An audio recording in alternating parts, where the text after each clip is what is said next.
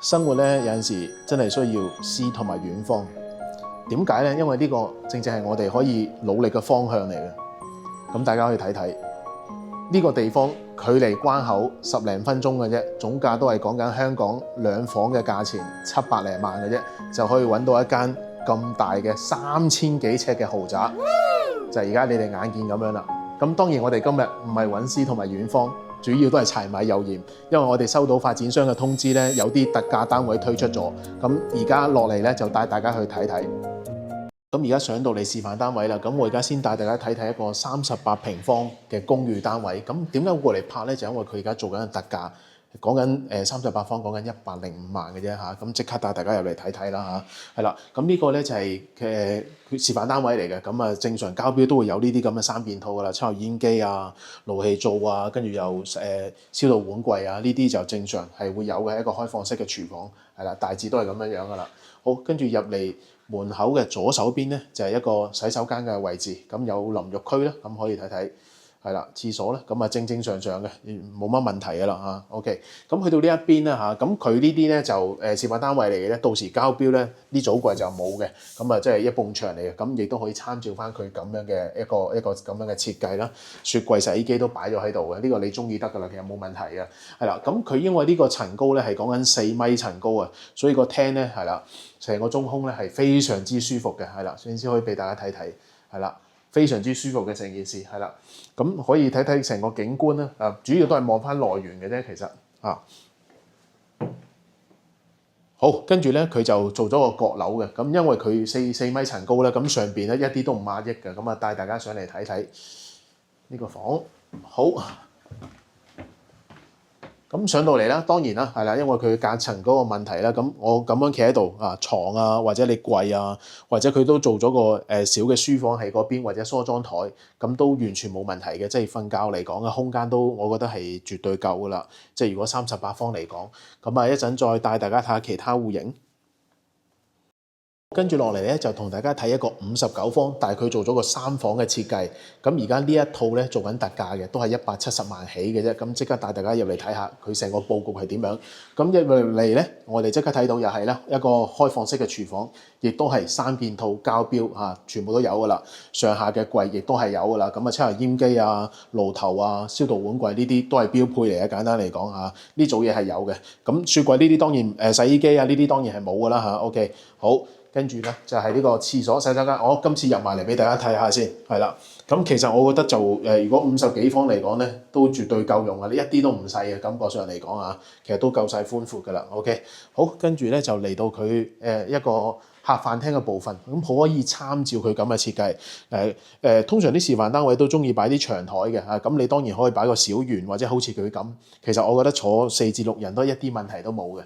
好，跟住可以睇一睇呢邊啦。係啦，一個 Y 字形嘅上下樓梯，一陣同大家上去睇睇。當然啦嚇，你到時交標就唔係咁樣嘅，都係白牆咁交俾你噶啦。OK， 咁佢第一間房會喺邊度咧？第一間房帶大家睇睇，係啦，就喺呢個部分嘅，係啦，你中意瞓邊度都得嘅，冇問題嘅。OK， 係啦，咁佢有組櫃啦，係啦，咁呢個我相信都係應該係1.3米左右嘅4隻嘅床左右啦。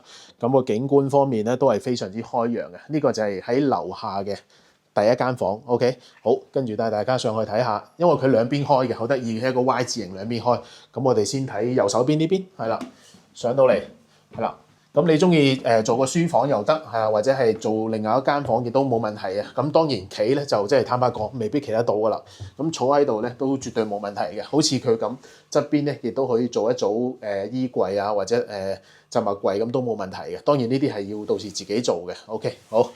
跟住就係睇下另外一間房，係啦，我哋行上去睇下啦，亦都好似佢哋咁啦，係啦，做個類似就係矮少少嘅床，亦都係咁樣。我俾大家感受一下先，係啦，我就坐在張床上邊，咁其實空間都絕對夠嘅。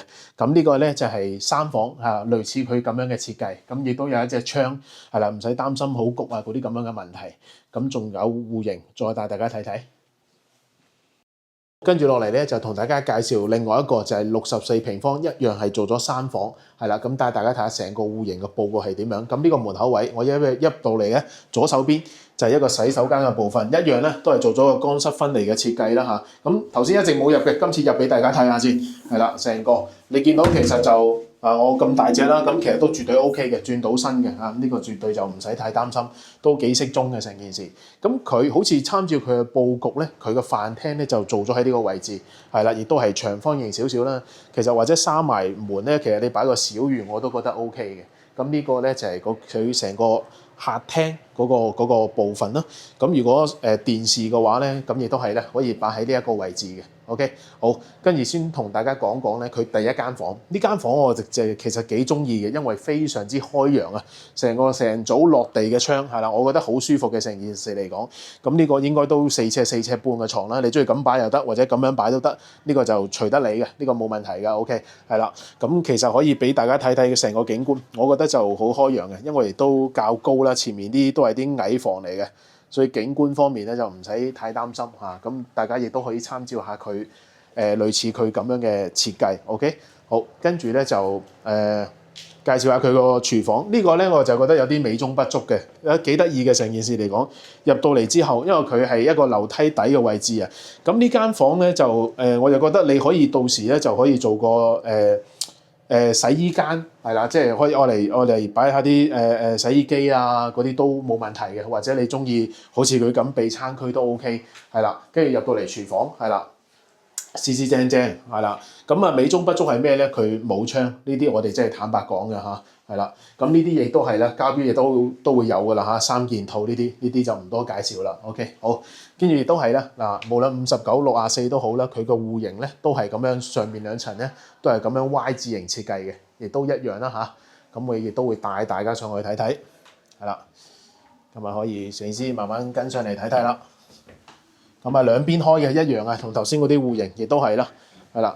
咁我而家係坐喺個位置，俾大家感受下個高度。咁啊完全都唔壓抑嘅。當然，如果你話你上到嚟企咧，我就真係企唔到噶啦。咁如果坐喺度咧，就完全冇問題嘅。呢個係上面嘅第一間房，咁可以先影影嗰邊。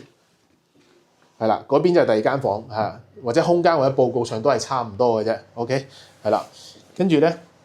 而家落翻去咧，我就再同大家高呼多一次啊，係啦，因為呢啲全部都係真實嘅數據，因為我哋今日都係收到個消息，所以咧就即刻過嚟同大家拍呢幾個大家單位。咁啊高呼多一次啊，咁佢而家嘅價錢咧，如果38方嘅話咧，係講緊係105萬起嘅啫。